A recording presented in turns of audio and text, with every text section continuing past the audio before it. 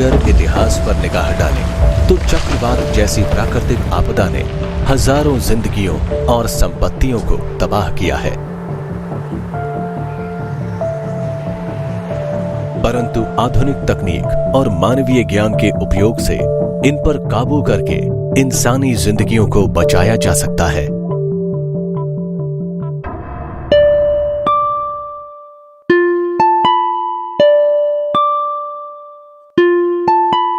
इन चक्रवातों को समझना और इनसे जान और माल का बचाव करना भारत जैसे देश के लिए बेहद जरूरी है, क्योंकि यहाँ के तटीय जिलों को इस तरह के मौसमी संकटों का सामना बहुत अधिक करना पड़ता है। पिछले 300 सालों में 5000 से भी ज्यादा जानों का नुकसान करने वाले चक्रवातों में 75% बंगाल की खाड़ी में उत्पन्न हुए हैं।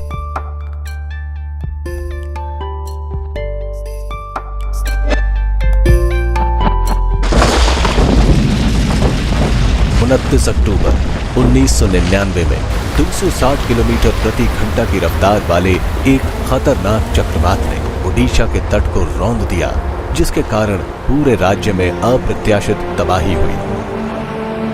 10,000 लोग मारे गए और 1,000 करोड़ से अधिक की संपत्ति नष्ट हो गई। चक्रवात पर्यवेक्षण के लिए हमारे पास उपग्रहों से चक्रवातों के चित्र तो उपलब्ध थे, लेकिन हमारे पास और कोई पर्यवेक्षण नहीं था जिससे हम चक्रवात के भौतिक और गतिशील तथ्यों और समुद्र की स्थिति का अवलोकन कर सकें। उस समय कंप्यूटिंग सिस्टम सीमित था, पूर्वानुमान के लिए न्यूमेरिकल गाइडेंस सीमित था। पूर्वानुमान की अवधि 24 घंटे तक सीमित थी और उसकी सटीकता भी अच्छी नहीं थी।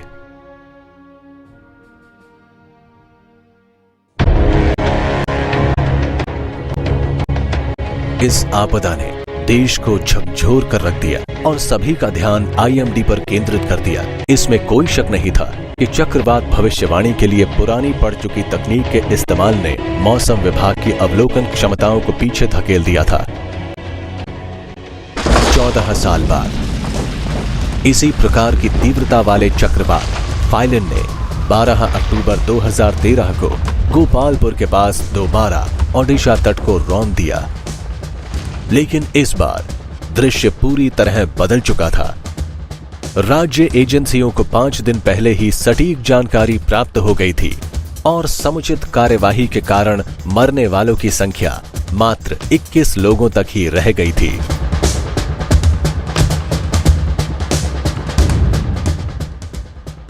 अगर आपको जान और माल की रक्षा के लिए एक सक्षम प्रणाली की जरूरत है, तो आपको सिर्फ अपने आप के लिए तैयारी नहीं करनी है, बल्कि आपको एक सतर्क, सक्षम सूचना प्रणाली की जरूरत है।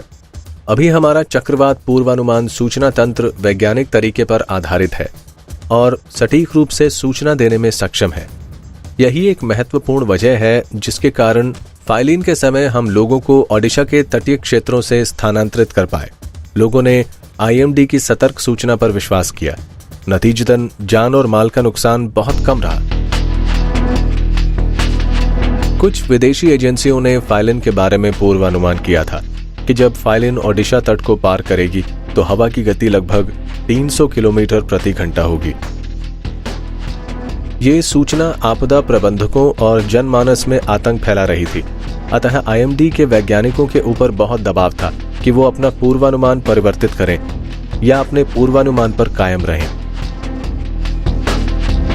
विदेशी एजेंसियों की भविष्यवाणियां भिन्न थीं, किंतु अत्यधिक दबाव के समय में भी आईएमडी विश्वास के साथ अपनी भविष्यवाणी पर कायम रहा। मैं 2 कंप्यूटर के जरिए आईएमडी का पूर्वानुमान और यूएस नेवी के पूर्वानुमान को लगातार मॉनिटर कर रहा था, क्योंकि 1999 के ओडिशा सुपर साइक्लोन के समय आईएमडी के पूर्वानुमान और चक्रवात के विध्वंसकारी प्रभाव को याद करते हुए मेरे मन में दुविधा थी कि आईएमडी के पूर्वानुमान पर विश्वास करें या नहीं। लेकिन जैसे जैसे फाइलिन तट के पास पहुंच रहा था, वैसे वैसे आईएमडी के पूर्वानुमान पर हमारा विश्वास बढ़ता जा रहा था और अंत में यह बिल्कुल सटीक रहा। मैं याद करता हूं तो यूएस नेवी ने 280 किलोमीटर प्रति घंटा की हवा की गति का पूर्वानुमान किया था, मगर आईएमडी ने 220 से 230 किलोमीटर प्रति घंटा की गति का अनुमान लगाया था। अंत में हवा की गति 220 किलोमीटर प्रति घंटा ही रही। हम आईएमडी के पूर्वानुमान पर ही निर्भर रहे। आईएमडी ने न केवल हजारों जिंदगियों को बचाया, बल्कि पूर्व चेतावनी प्रणाली ने 500 करोड़ रुपयों की सरकारी बचत भी कराई। मैं अंतर्राष्ट्रीय स्तर पर भारतीय एजेंसियों द्वारा पूर्वानुमानों का अनुसरण कर रहा था। पूरी दुनिया में काफी सारी एजेंसियां इस चक्रवात की निगरानी कर रही थी। सभी के मुकाबले में आईएमडी ज्यादा सटीक रहा, जबकि 1999 के हादसे के परिप्रेक्ष्य में बहुत सारी आशंकाएं थी, लेकिन आईएमडी की भविष्यवाणी सबसे सटीक रही।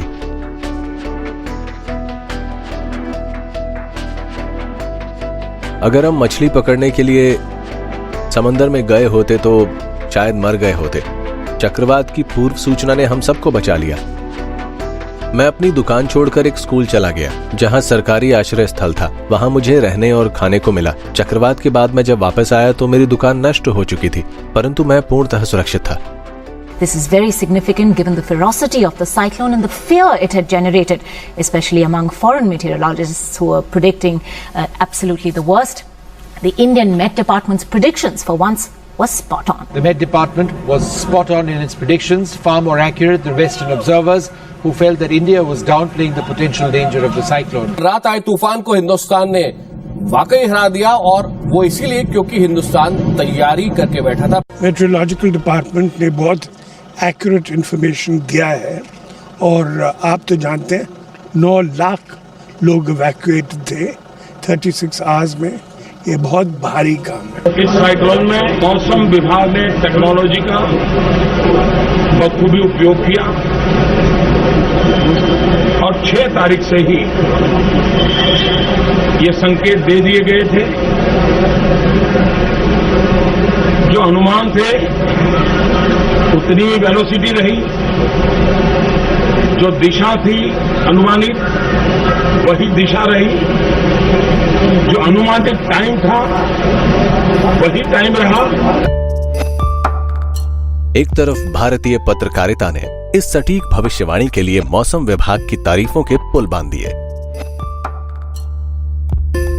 दूसरी ओर जबकि मीडिया घर बैठे जिंदगियां बचाने के लिए आईएमडी की तारीफों के पुल बांध रहा था, वहीं डब्ल्यूएमओ और विश्व बैंक ने इस स्तर पर आपदा से निपटने के लिए मौसम विभाग की खुलकर सराहना की। पहली बार आईएमडी को भारतीय प्रबंधन संस्थान के द्वारा आपदा से प्रभावशाली तरीके से निपटने के लिए राष्ट्रीय पुरस्कार प्रदान किया। इसी प्रकार 2014 में विशाखापट्टनम पार करने वाले हुदहुद तूफान की सटीक भविष्यवाणी के द्वारा आईएमडी ने राष्ट्रीय और अंतर्राष्ट्रीय स्तर पर अपनी विश्वसनीयता मजबूत कर दी। पायलन और हुदहुद ही आईएमडी की सटीक सूचना प्रणाली के उदाहरण नहीं है, बल्कि पिछले कुछ वर्षों में चक्रवात के पूर्वानुमान में प्रभावशाली ढंग से सुधार हुआ है। मौसम विभाग के आधुनिक चेतावनी तंत्र में पर्यवेक्षण, निरीक्षण, विश्लेषण, अंकीय मॉडल, पूर्वानुमान तथा चेतावनी प्रसारण शामिल है।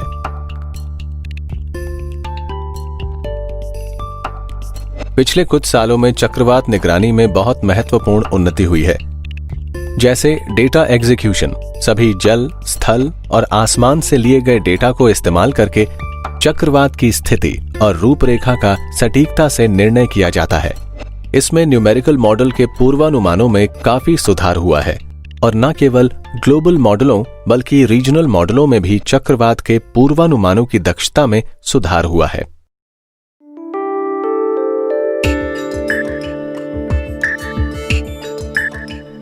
आईएमडी की आधुनिक चेतावनी प्रणाली, जो कि फाइलिन चक्रवात की सफल गाथा है, इसको समझने से पहले हम उष्ण कटिबंधीय चक्रवात की विशेषताओं का वर्णन समझते हैं। चक्रवात अधिकांशतः गर्म उष्ण कटिबंधीय जल के बड़े भागों पर बनते हैं, इसलिए इनको उष्ण कटिबंधीय चक्रवात के नाम से जाना जाता है। इनको उत्तरी अटलांटिक में हरिकेन के नाम से भी जाना जाता है, पैसिफिक में टाइफून और हिंद महासागर में साइक्लोन के नाम से जाना जाता है।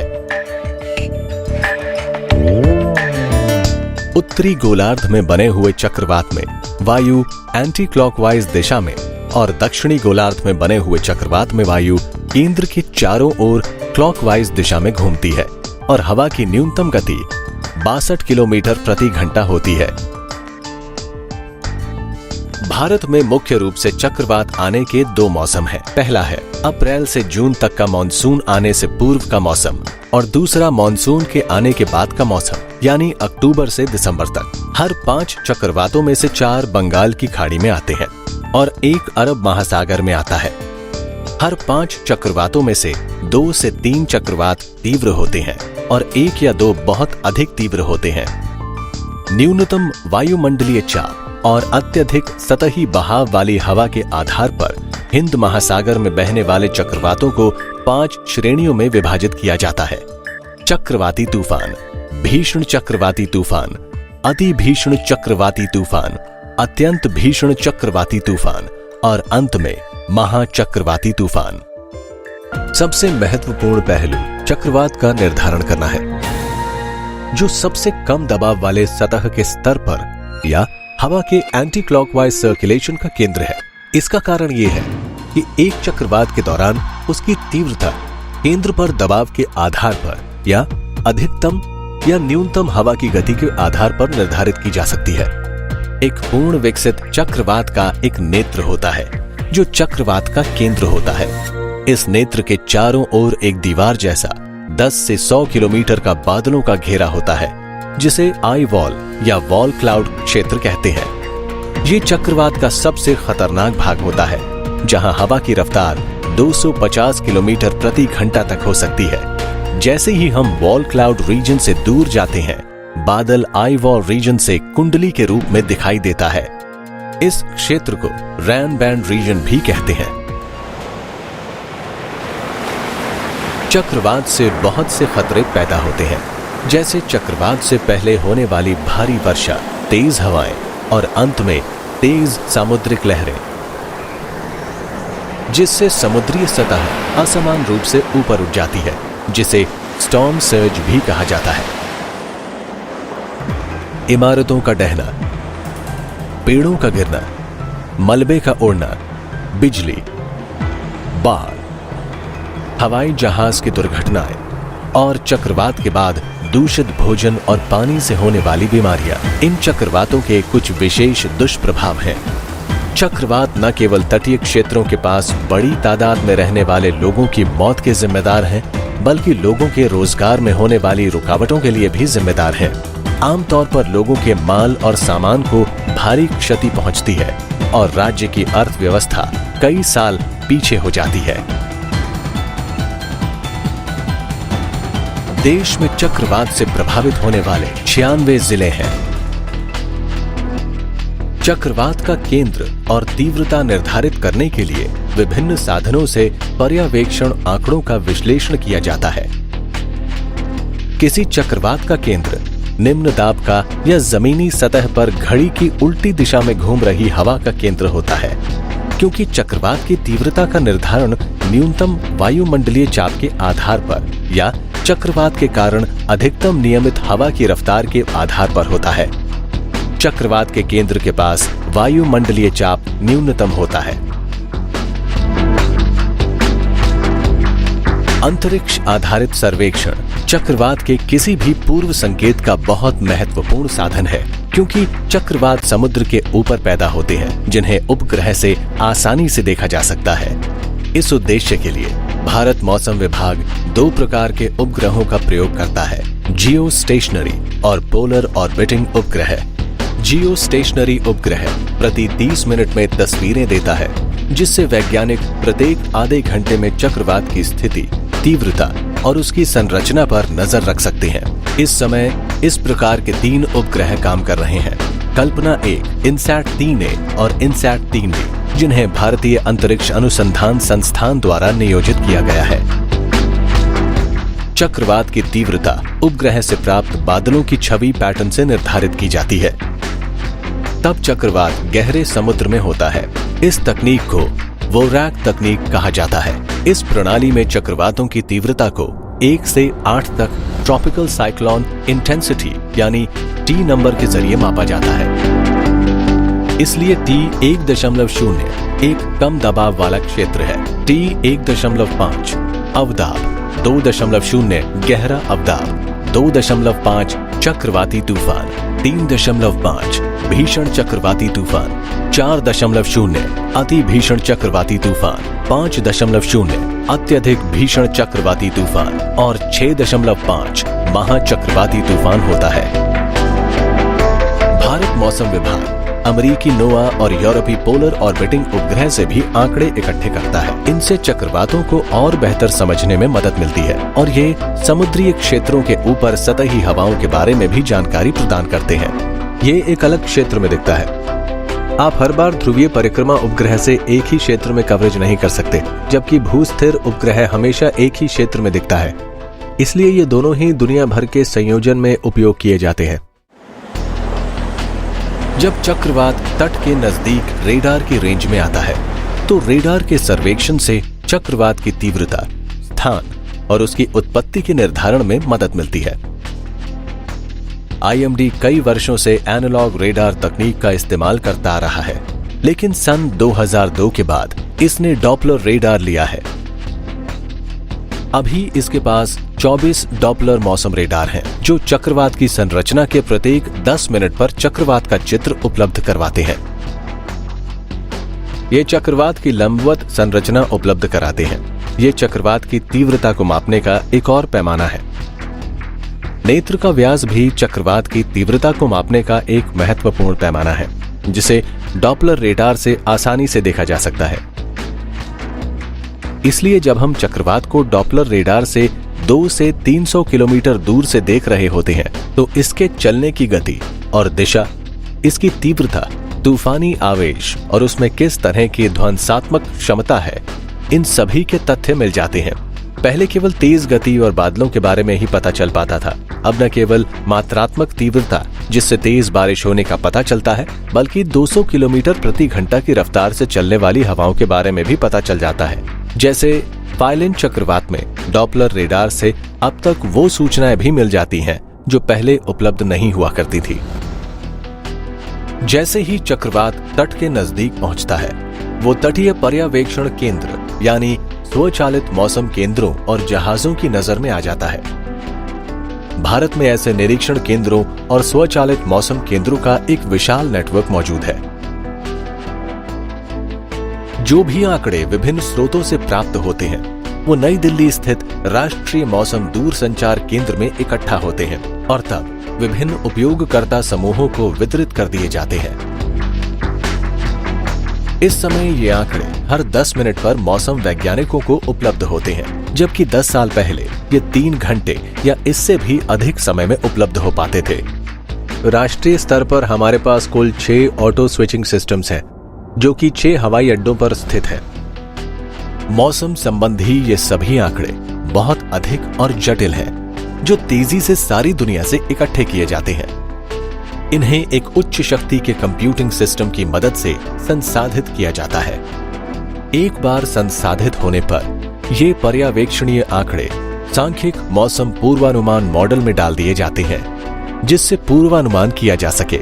ये परिणाम या पूर्वानुमान हर मॉडल के हिसाब से अलग अलग हो सकते हैं, क्योंकि इन सभी में विभिन्न विशेषताएं होती हैं, जैसे प्रयोग किया गया आंकड़ा, आंकड़ों की प्रकृति, मॉडलिंग का क्षेत्र, मॉडल में प्रयोग की गई भौतिकी और मॉडल का रेजोल्यूशन भी। जो भी पूर्वानुमान विभिन्न मॉडलों द्वारा दिए जाते हैं, वो बाइनरी फॉर्मेट में होते हैं, जो सॉफ्टवेयर की मदद से दृश्यात्मक या ग्राफिक फॉर्मेट में बदल दिए जाते हैं, जिनसे पहली नजर में ही मौसम वैज्ञानिकों को पूर्वानुमान लगाना आसान हो जाता है। ये पूर्वानुमान प्रत्येक 6 घंटों में 5 दिनों तक उपलब्ध रहती है। प्रारंभिक स्थान और तीव्रता तय हो जाने के बाद आधिकारिक तौर पर चक्रवात की दिशा और तीव्रता की भविष्यवाणी करने के लिए तैयारी की जाती है। प्रत्येक सांख्यिक मॉडल की भविष्यवाणी एक दूसरे से अलग हो सकती है।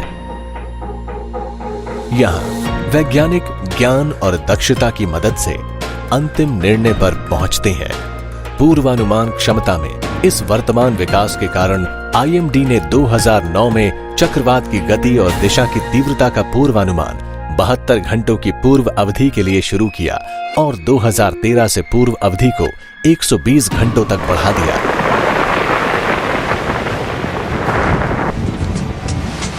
चक्रवात के कारण होने वाली तेज वर्षा का निरीक्षण उपग्रह रेडार AWS और ARG से होता है।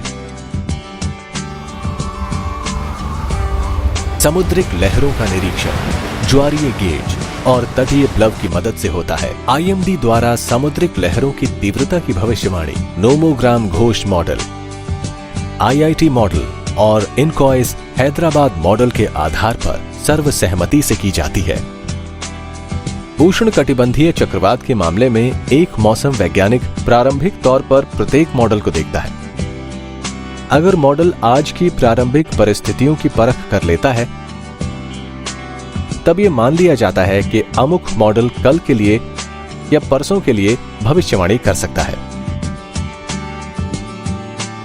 दूसरे नजरिए से एक वैज्ञानिक अपने पुराने अनुभव पर आधारित बेहतर मॉडल का चुनाव करता है। अगर आज की परिस्थितियों में अच्छा मॉडल अलग बैठता है, तो उन परिस्थितियों को समन्वित किया जाता है और उसी के अनुसार भविष्यवाणी की जाती है।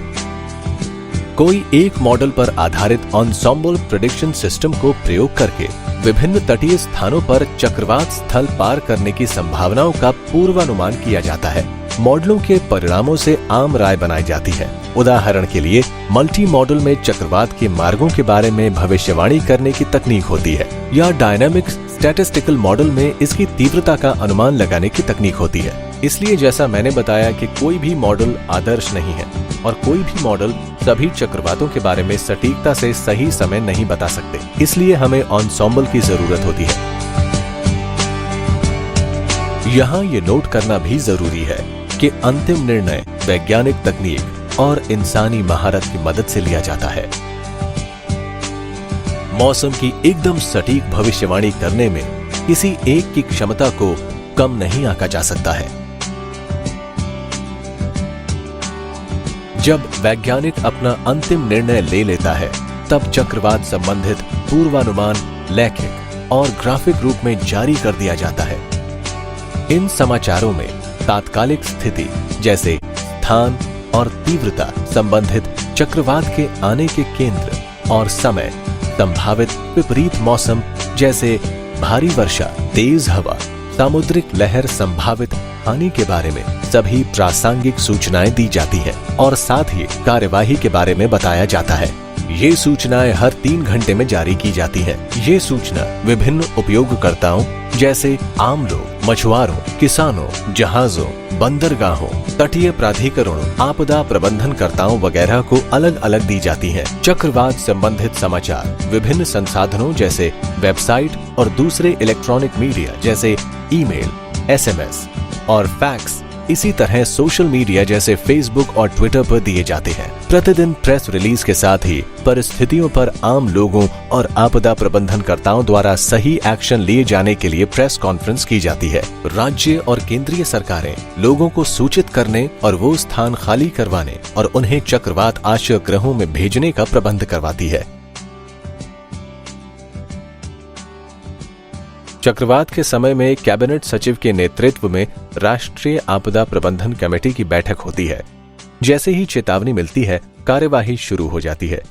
NCMC में सभी संबंधित मंत्रालयों के प्रतिनिधि उपस्थित होते हैं, जैसे रक्षा मंत्रालय, गृह मंत्रालय, स्वास्थ्य मंत्रालय, बिजली मंत्रालय, दूरसंचार मंत्रालय के साथ साथ सरकार और संबंधित राज्य के मुख्य सचिव और दूसरे अधिकारी भी वीडियो कॉन्फ्रेंसिंग के माध्यम से हिस्सा लेते हैं। हम जायजा लेते हैं, कैबिनेट मंत्रालय हालात का जायजा लेते हैं और ये देखते हैं कि राज्य की क्या जरूरतें हैं और वो मदद भी करते हैं।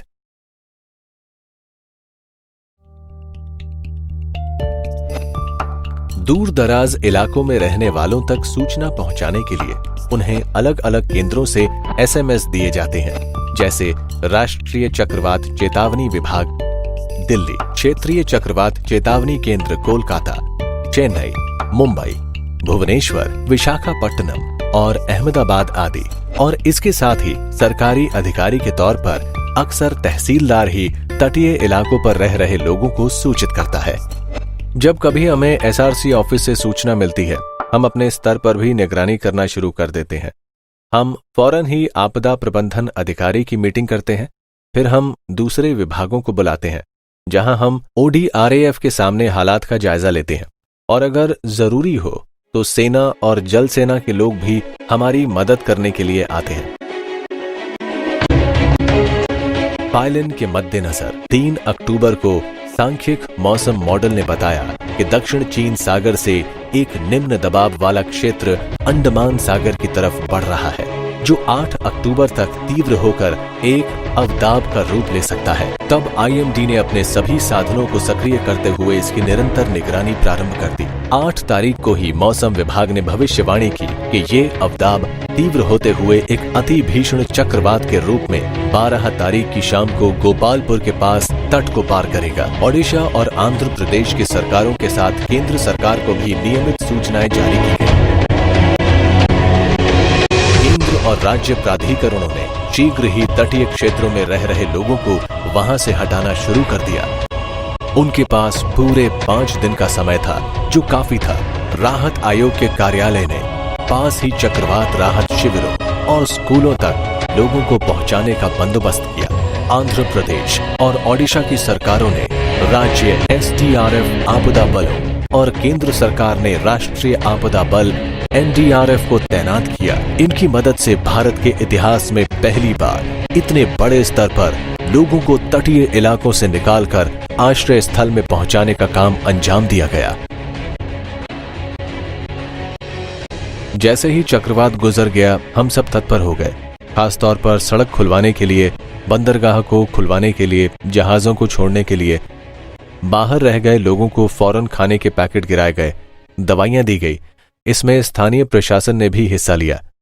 हमने स्थानीय प्रशासन के साथ मिलकर एक संयुक्त ऑपरेशन सेंटर शुरू किया, जहां खोज और बचाव के लिए जो भी जरूरी कदम उठाने थे वो सब लिए गए। 1999 की त्रासदी के बाद से भारत की चक्रवात चेतावनी प्रणाली ने असाधारण तकनीकी प्रगति और बुनियादी ढांचे में सुधार के साथ एक बेहद सफल सफर शुरू किया है।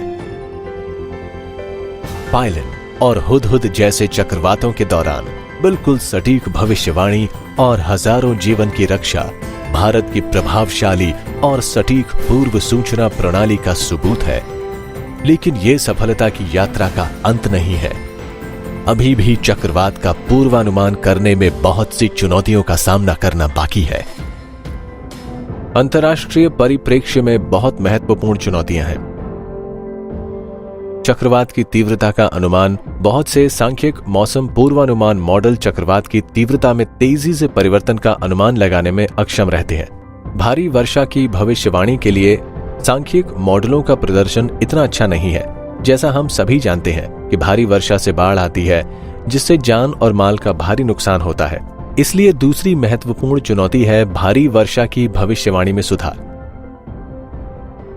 अभी हमारे पास चक्रवातों के प्रत्यक्ष पर्यवेक्षण उपलब्ध नहीं है। हम चक्रवात का परिधीय अवलोकन करते हैं, इसलिए हवाई जहाज के जरिए चक्रवात के अंदर प्रत्यक्ष पर्यवेक्षण लेने की जरूरत है। पायलिन और हुदहुद की सटीक भविष्यवाणी से IMD ने देश विदेश में एक मिसाल कायम की है, किंतु ये सतर्क सूचना प्रणाली में सुधार का अंत नहीं है। भारत मौसम विज्ञान विभाग निरंतर इस प्रणाली में और अधिक सुधार लाने के लिए प्रयत्नशील है, जिससे पूर्वानुमान की अवधि में बढ़ोतरी और सटीकता की उन्नति से न सिर्फ मानव जीवन की सुरक्षा हो, परंतु तटीय इलाकों में आर्थिक नुकसान को रोका जा सके। तब आप मॉडल में आगे सुधार कर पाएंगे।